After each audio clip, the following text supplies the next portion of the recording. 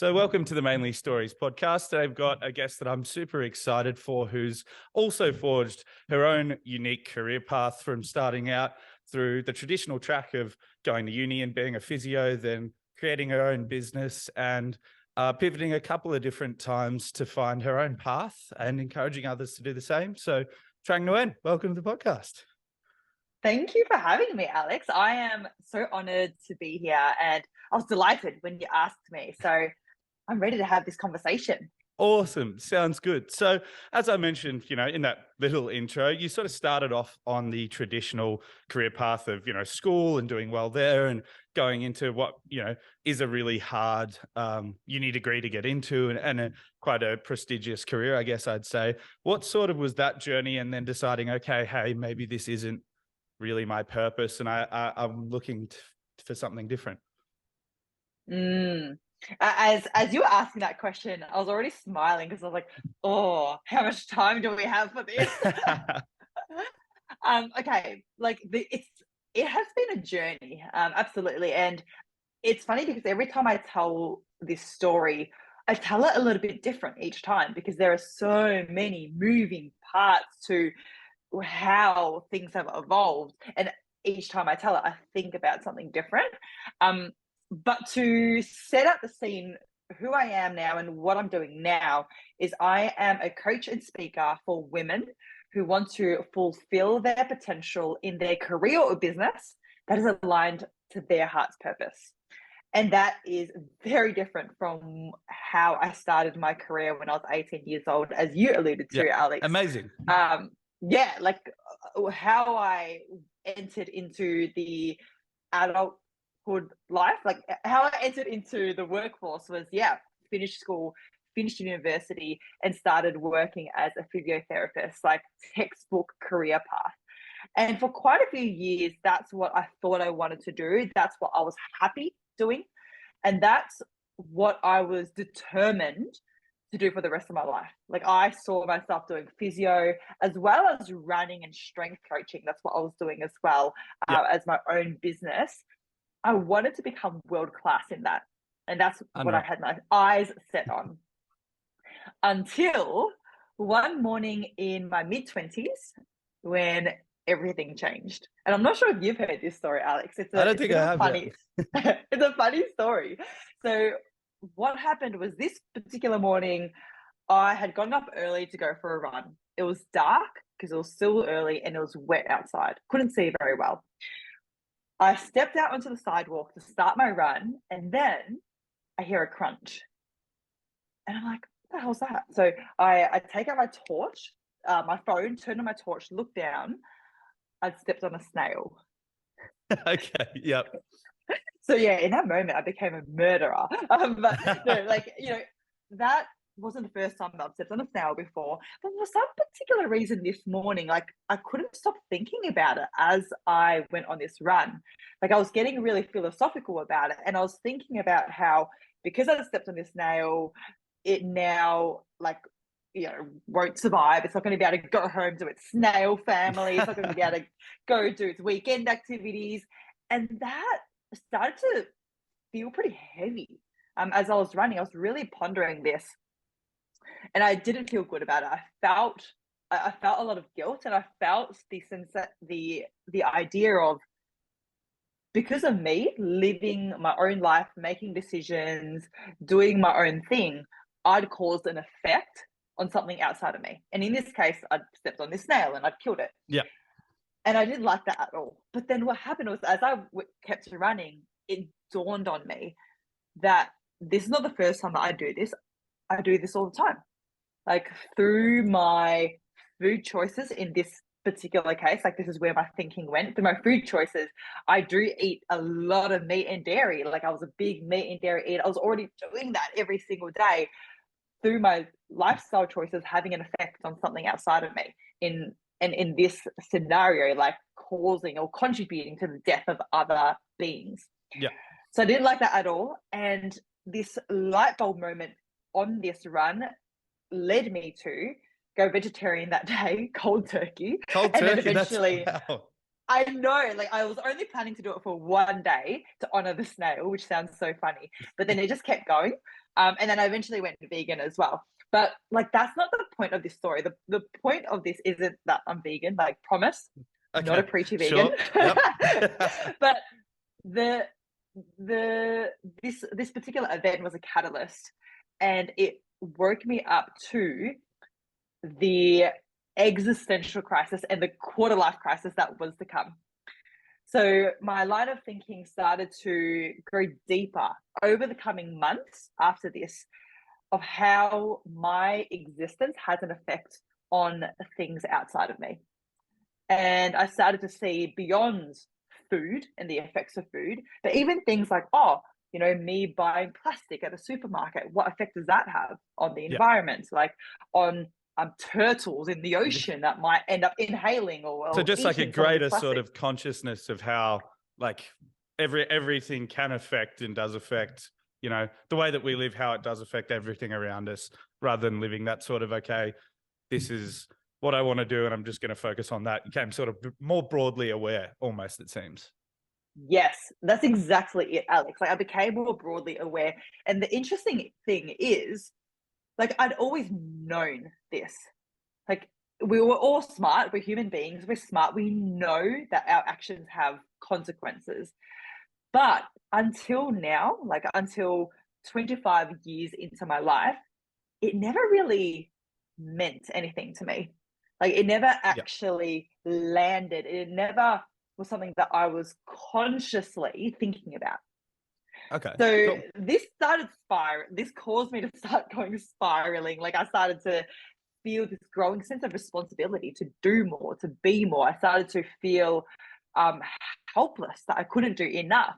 And it got to the point where I was just like, I feel so insignificant. Like I feel like me going into work as a physio, and by the way, physios are absolutely needed, and there are people out there who are Absolutely. Yeah, for incredible sure. at what they do. But for me, how I felt was I was going to work, I was showing people how to do this as a rehab exercise, for example. And Yeah. if you're listening to this, I'm just like Yeah. doing these like wrist up like circles and wrist lifts. And I was just like, I feel so apathetic about this. Like I feel like there is more to this. Yeah. So from there, I started to go deeper into it. I started to think about what I could do to have more of an effect and more of an impact on this world.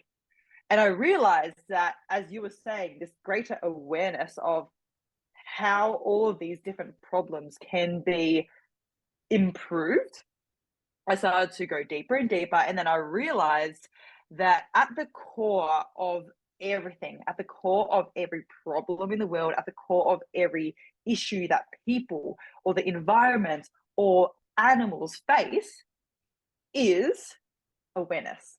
Yeah, for sure. It's Well, that awareness. sounds like quite a journey from like stepping on a snail and then moving to this level of understanding.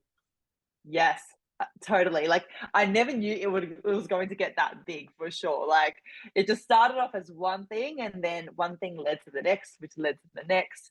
And yeah, so that's what led me to see the power of human awareness. Because as humans, the most powerful species in the world, you could say, we have a lot of power to create change. So how I saw it was, if I worked with individuals and people at the level of their consciousness, help them to raise their connectedness mentally and emotionally to themselves, as well as to the impact of what they do to the world around them, then I could have this ripple effect on leading leading towards a better, thriving life for every individual that I work with. And then when Amazing. each individual can thrive, then humanity will thrive. Like the more individuals that thrive, humanity will thrive. And then ultimately, when humanity thrives, then the world will thrive for all forms of life and for future generations. Definitely. So that's amazing. So, you said a lot of huge things there. And I've talked to a lot of people so far about, their sort of own, I guess you could say, awakenings or realizations on, okay, this is what I want to do. And for you, obviously, helping people, develop their sense of awareness and their consciousness as a whole is a massive and really honorable thing. What did you do sort of when you said, okay, this is what I want to do? Like, was there a period of research? Like a common theme that I've noticed is the not over analyzing it and sort of committing, okay, this is what I want to do, put out like a minimum viable product, and then, okay, developing from there whilst providing these kind of services. Can you sort of talk us through how that sort of beginning stage process was for you, and any ups, downs, tips, advice? Yeah, definitely. Well, during this time, I was already running a part-time business as a running and strength coach. So I'd already like dipped my toes into the world of doing my own thing. I'd already experienced coaching in one form. But yeah, definitely.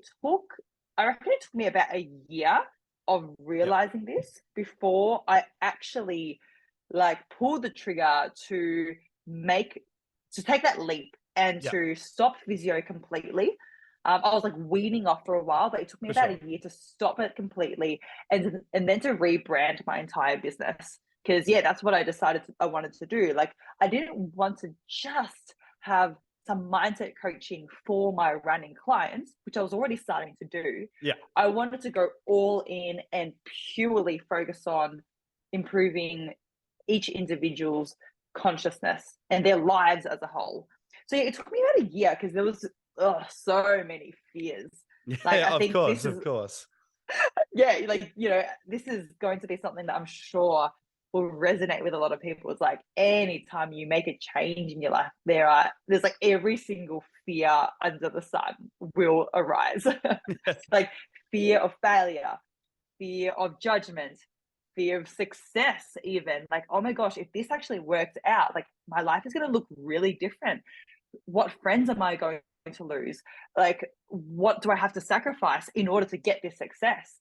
And that those were the thought processes that were going through my head at first, unconsciously. Like I didn't recognize them. I just had this resistance to doing something about it. But then eventually I started to bring them to the surface and realize, yeah, like these are the fears and I need to overcome each of these to make this work. And I just remember after about a year, the thing that really helped me take that leap quickly was I went to a 5-day retreat, Yeah. a 5-day business like retreat, life retreat where I went internal. And we did something that I do with my clients now, and it's called the deathbed visualization. Okay, that Now, sounds interesting. Okay, what does that entail? yeah, interesting, intense, all of those things. It is a visualization meditation where you visualize yourself on your deathbed, on the last day of your life, and you look back over your lifetime, you see who you became, what you did, and you face the truth of, if I continue down this path at the moment that I'm on now, how's my life going to look? Yeah. Versus if I rose up now and I did everything in my power to live my best and highest life, how would that look? Wow. So So it's pretty that for powerful me, tool. Yeah. yeah, like very, very transformational. And I remember I did that visualization. I faced what I'd been like suppressing and kind of avoiding for a year. And after that, it was so clear.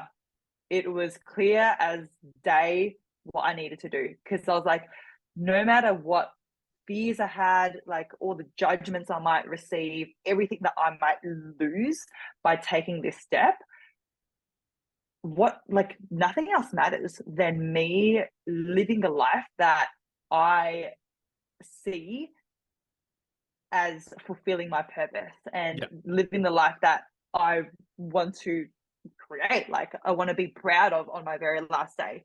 For sure. So yeah, that led me to pull the trigger, and then within a month I rebranded, I did everything that I needed to do that I'd been sitting on for a year. Did You've that been answer your pondering question? it. Yeah, definitely, that you've been sort of pondering over for 12 months. Like, I should do this, but I think that almost what you spoke about when how I might look like is sort of the fear of judgment. I think a lot of people face when they're, about to start a new endeavor, particularly when it's in sort of a social media, public eye type space. But I think that's really powerful what you said, is it worth looking silly? Like, I'd rather look a bit silly, but then live out my dreams and my truest purpose than, you know, okay, I'm just going to stay in my lane or in my box and, get to that deathbed realization, which, whilst morbid, is true. Life's short, and then realize that, okay, I could have done so much more. Yeah, totally. And like a saying that really rings true now, and I wish I knew this one at the time. I think this one will be really great for the listeners. Is you're not here to live up to anyone else's expectations, and vice versa. Like no one else is here to live up to your expectations. You are here to live up to your own expectations. Absolutely. Yeah. That's the only thing that matters. For sure. I couldn't agree more. And so, okay, you've made this leap and you've addressed these sort of underlying things that you probably knew you needed to get done. Talk us through, for people that don't know at home, you've got the Thrive one-on-one mentoring, the Power Your Potential seminars, which are 1 to 5 or 6, I believe. Yeah, like they 4 weeks. Is that Yeah. what you mean? The duration? Yeah, Yes. four Yeah. Yeah. weeks. Yeah. And Yeah. then you've got So, the ebook that you've got as well. And then you've got your own podcast, the Aligned Performance Podcast, which is 114 episodes in, if I'm correct. I'm blown away that you've done that many episodes, considering I've only done a handful. oh, I love it. Alex, you've done your research. I'm impressed. Yeah, like, how I do things is constantly evolving, because how I see it is my why and my vision for the impact that I want to have and the vision for the life that I want to live is constant, but the exact details of how that can be achieved is going to evolve over time. So yeah, like at the moment, I am getting so much reward and so much fulfillment through Yeah. coaching and speaking, because that's how I can reach people, how I can touch people.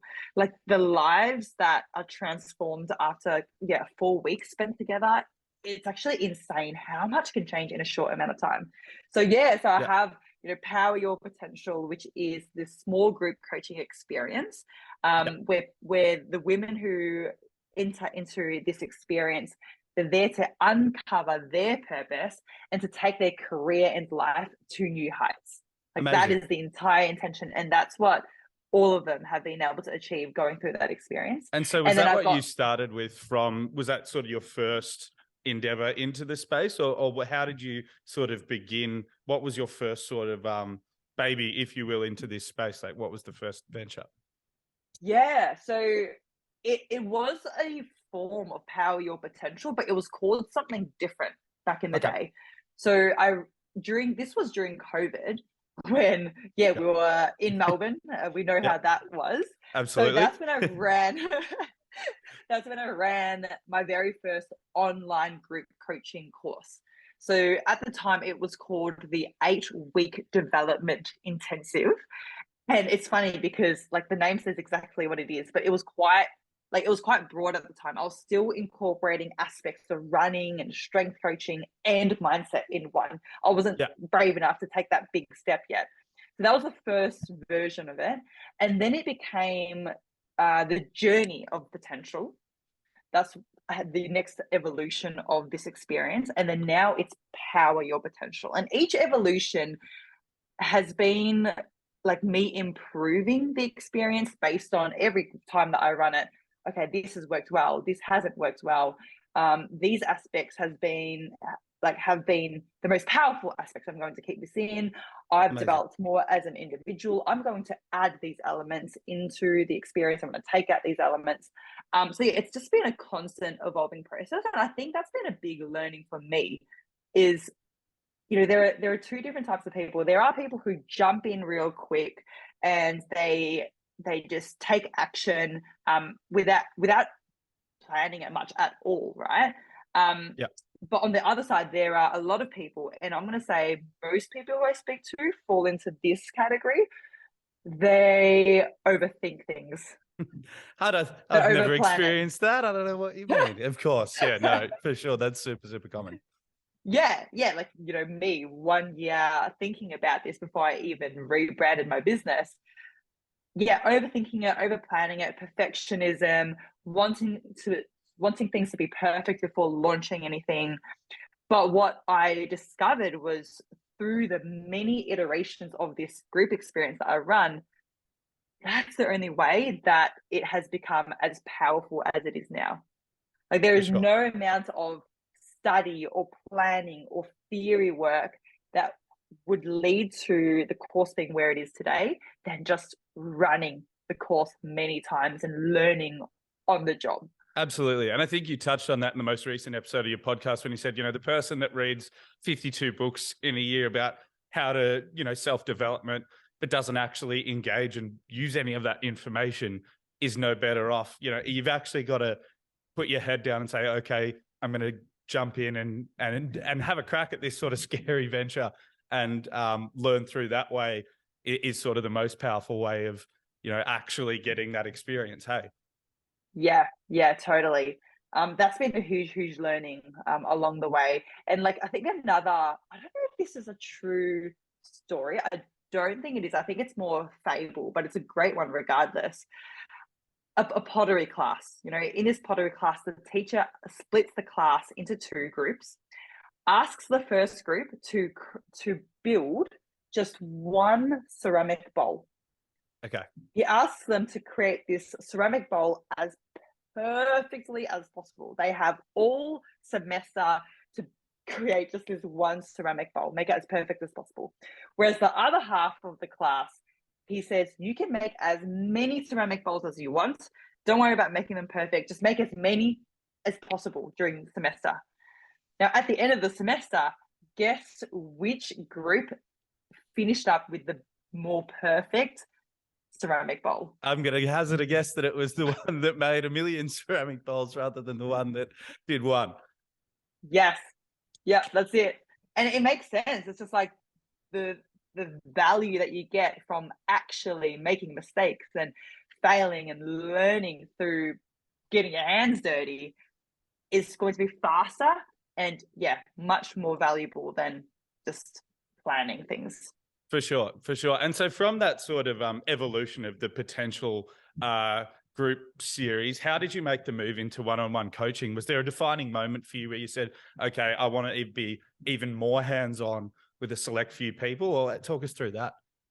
Yeah, that's happened quite organically as well. I didn't have a set plan on how this would evolve, but the one-on-one happened simultaneously at the start because the old coaching model that I had for runners was I was mostly working with one-on-one already.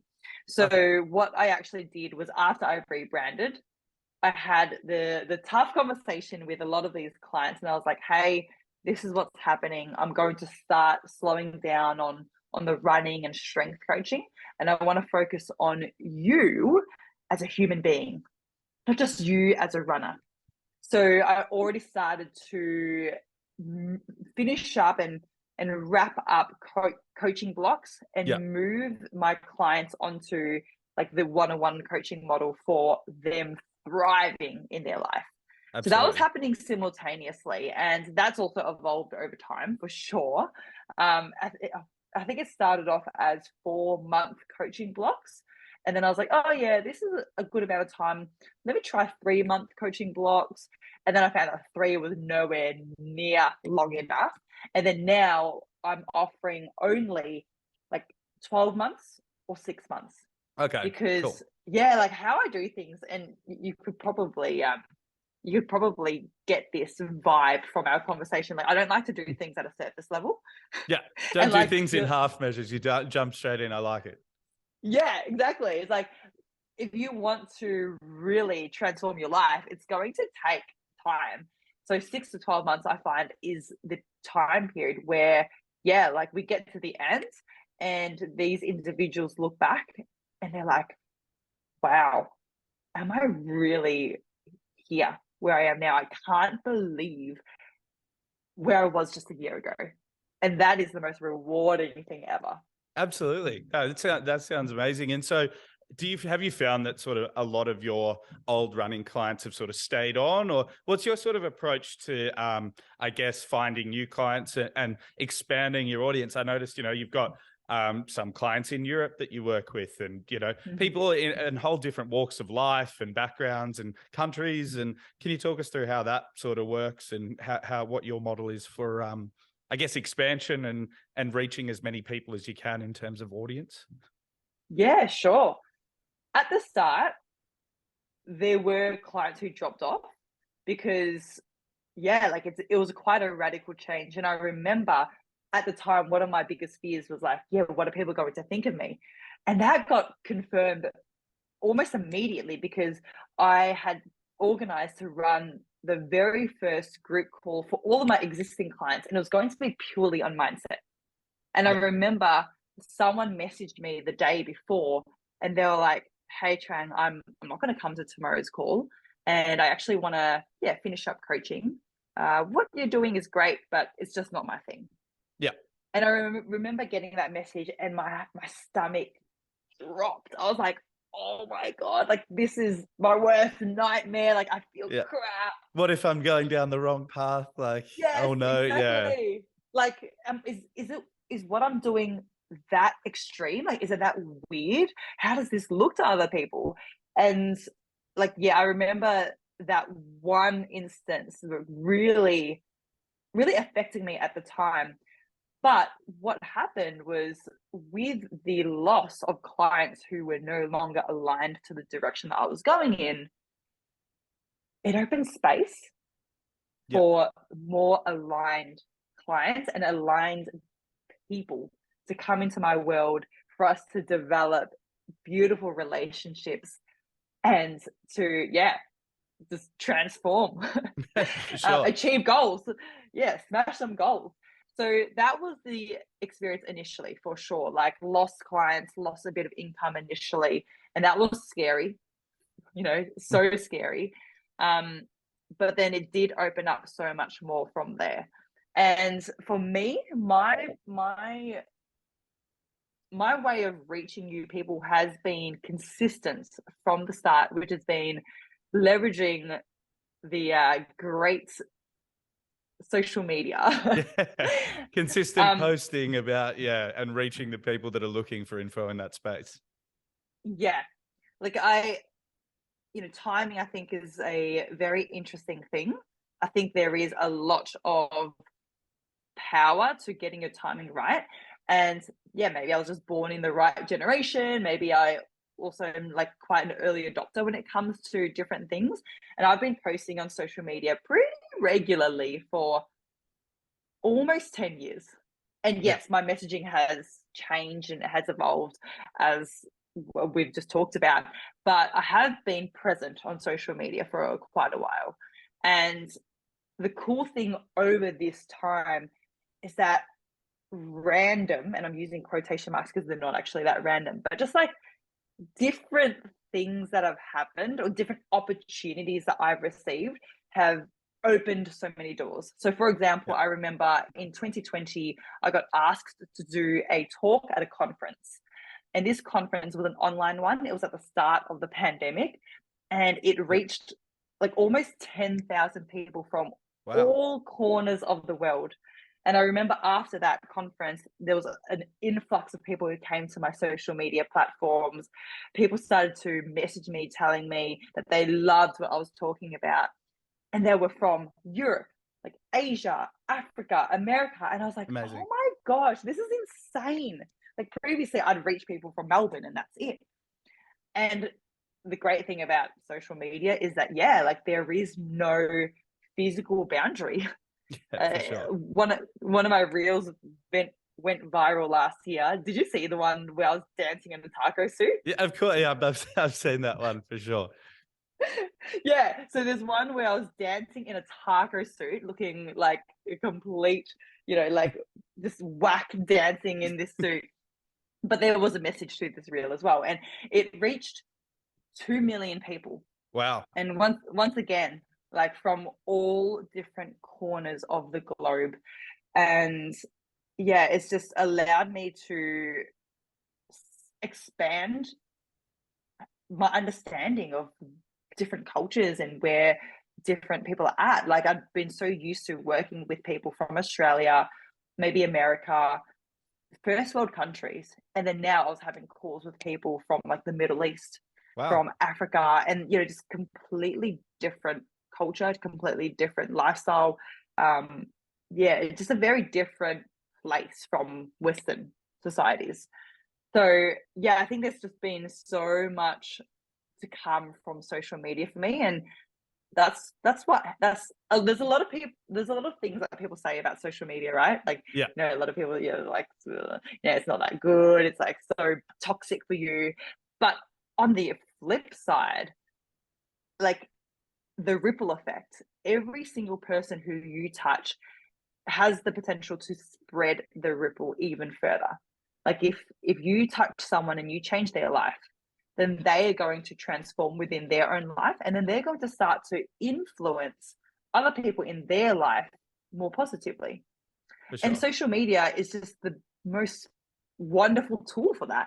Being able to reach thousands, tens of thousands of people on social media is the most incredible way to spread the ripple effect.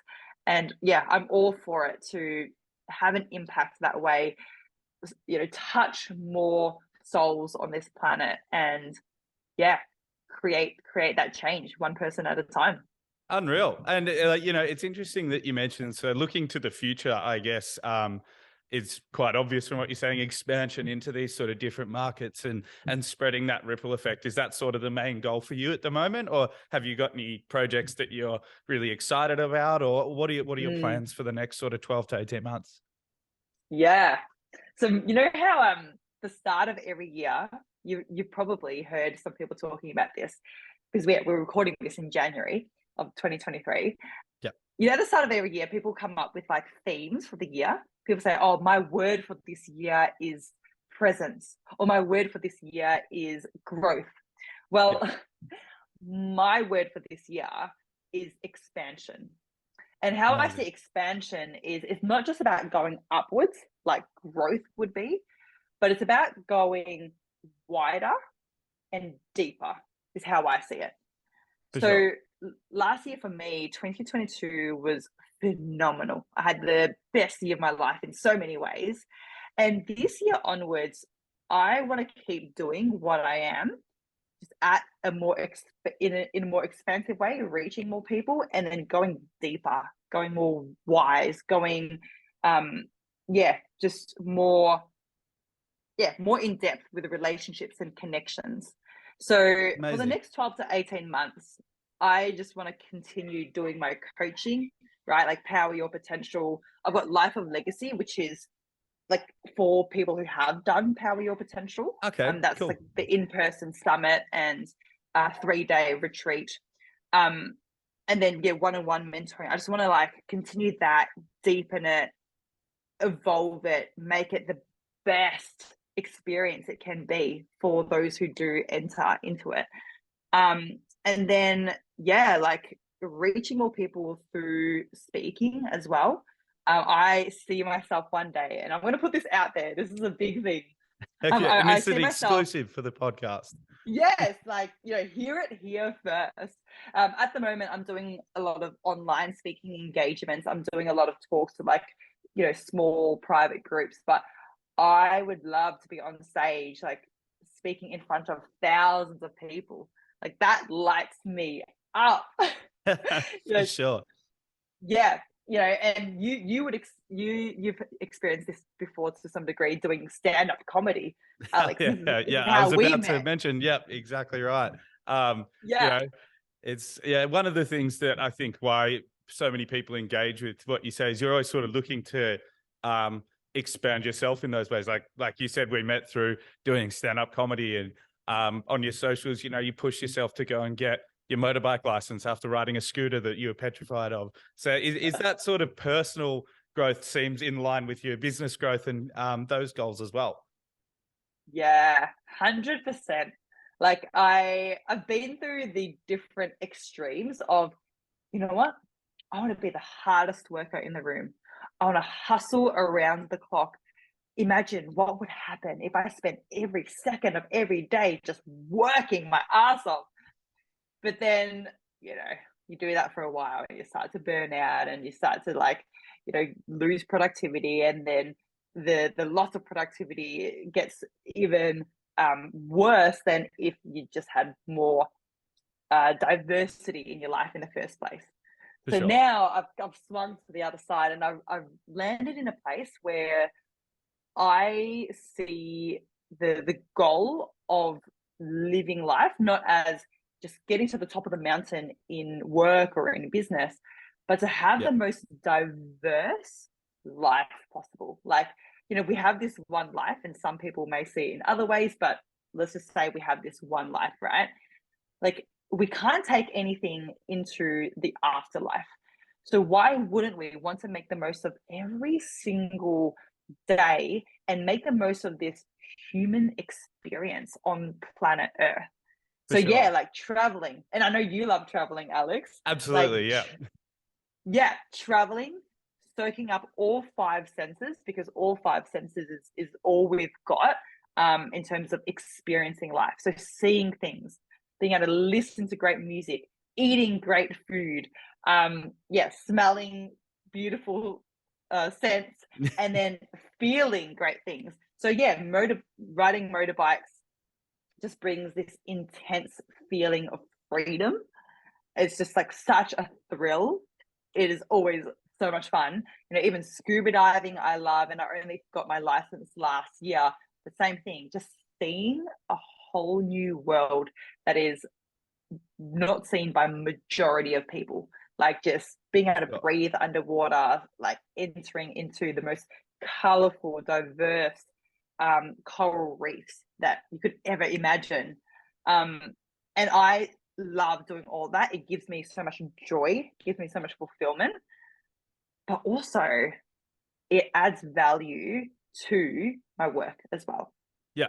And so is Like, that something you sort of preach to your client, not preach, but, try and imbue in your clients as well that, hey, whilst it's good to sort of be goal focused and to find your potential and realize, okay, this is what I am capable of. That balance seems to be something quite unique that you're saying. Yeah, look, that taco video, for example, it's like same woman, you dancing, having fun, going to music festivals, but then also killing it in the business world. So is that something that is a big part of your philosophy, for your clients as well as yourself? yeah, 100%, 100%. Like, you know, other than the fact that the greatest thing in life is the life that we have itself, yeah, like everything that we do outside of our work, I see it as it adds to our work. Like, some if you're just sitting in a room between four walls, hustling around the clock, then there's only going to be so much inspiration that you can get because you're literally in between four walls. You don't see beyond that. But as soon as you go traveling or you do new activities or you pick up new hobbies, you meet new people, like having wonderful conversations like what we're doing now. You now expand your mind, like you expand your perspective, you open up your world, and now there's like higher levels of inspiration, higher levels of creativity, deeper friendships, to then act as fuel for the sustainability of work. So For yeah, sure. I'm all for that. And yeah, I'm pretty sure you'd be the same, right, Alex? Absolutely. Yeah. No, I think it's so important to sort of find joy in everything that you do, whether that's work or whether that's, what you're doing. And I think the experiences and the memories that you make, what traveling, doing stand-up comedy, doing stuff that scares you, like riding motorbikes or jumping out of a plane or scuba diving or whatever it may be, um, sort of adds to your ability to push yourself in a work sense as well. So yeah, Yeah. I totally agree with you. Talk us through your podcast, just for my own personal knowledge. 114 episodes. What's that been like? I mean, I enjoy it, but sometimes talking to a microphone with cameras rolling can be a bit of a daunting prospect, as can getting up on Stage B. Talk us through how that started and, how that's been. Yes, definitely. I do want to talk about it. But before I go into that, there was actually something else that I wanted to say as you were talking before. And I was like, I really want to mention this. And to add to what you were saying before, Alex, especially for the listeners who are entrepreneurs and they want to start and build a personal brand of some sort, like it's more important than ever, I believe, to have a rich and diverse life and story, because For sure. we've seen, right, like the world is changing. Just going into a 9 to 5 doing repetitive work where you as a person, you're almost like kind of in this reptilian like monkey brain of just like going into work doing the same thing, that is actually becoming extinct slowly, because technology, robots, we've seen the power of AI recently. Yeah, for sure. Like it's more important than ever now, especially as entrepreneurs or business owners, people who want to do their own thing, to have this incredibly rich and deep story and life that they live. Like that is what people are craving, and that is what people are going to be attracted to more than ever over the coming years, over the coming decades. So I think that's just one more thing that, yeah, adds to the case of live the best life that you can. And then that is only going to act as many reinforcements for your work and the success of your career. Absolutely. I think I've got a friend who's got a tattoo that puts it really colloquially well, I think, and it's on his foot he's got "just do cool shit," and he's just like, just have fun, do cool stuff, enjoy what you do, and I think that sort of says it more eloquently than I or you could put it. Oh my gosh, I love that. It's like, as you say, it's like so simple, it's so casual. But as soon as you said that, I was like, oh my gosh, I'm inspired. Like I feel inspired by that. I want to do cool shit. Yeah, for sure. So speaking of cool shit, the Align Performance Podcast. Let's talk through how you started that. You know, as I said, I enjoy podcasting, but sometimes speaking into a microphone and with a camera in front of you can be quite daunting. How did that get started? And 148 episodes is a massive achievement. So congratulations, first of all. But how did you sort of get comfortable with the longer form conversations where it's just you and a microphone? Mm, thank you. Thanks for expressing that, Alex. And I want to say as well, like I'm loving this conversation already. So Awesome. like, yeah, I like wouldn't even been able to tell if this was daunting for you. But yeah, I think it's been quite an organic development, the podcasting realm for me. I remember, I think it was 2018 when podcasts were still relatively new. I just thought that I would buy a mic. It was like a Blue Yeti, just one mic, and then have a conversation with someone else and upload it. I didn't even plan for it to be a proper podcast yet. I just wanted to have a conversation and interview someone. And Yeah. at the time, I had no idea what I was doing. Yep, I'm one of those people who jump into things without planning it, and sometimes I underplan. So Yeah. what happened was I interviewed this woman at a gym, the gym that I was working at the time. Yeah. We were sitting on the gym floor. We were in two chairs. I was recording it. The mic was on the floor. And you can probably imagine how the audio quality of that was.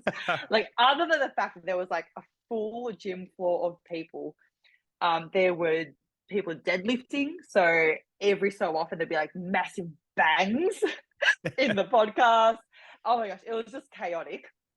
But yeah, that was the start of it. Like I just, you know, made a decision to take that first step, and then one step turned into two, and that turned into five, that turned into 10.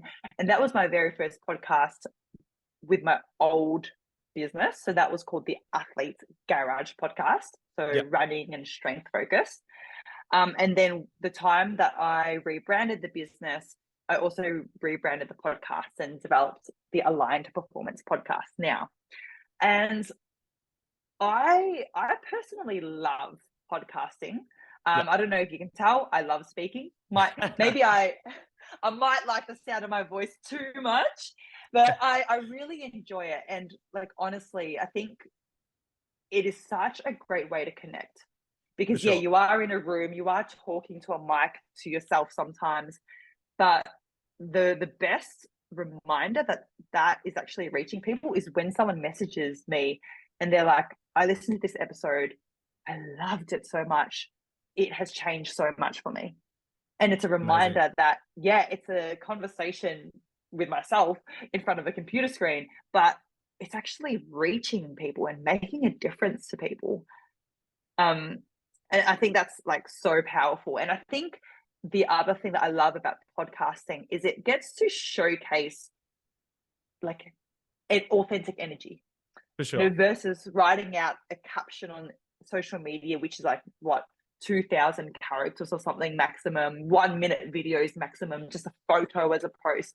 Like podcasting, you actually get to go deeper into things, you actually get to express and showcase like the high level energy that both of us have. And I think that is so valuable and so beautiful. So yeah, that's kind of like what I think of when I do podcasting. I've got a routine, like I'm really big on routine. As much as I love spontaneity as well. But like, yeah, every Thursday, new podcast episode. So every Thursday morning, I get up, I go for my run, come back, shower, eat breakfast, and then I record a podcast episode. And that's kind of what's allowed me to, yeah, just keep up with the podcast to get to 114 podcast episodes, which I didn't even know that that was the number. Like I forget. So thank you for reminding me, Alex.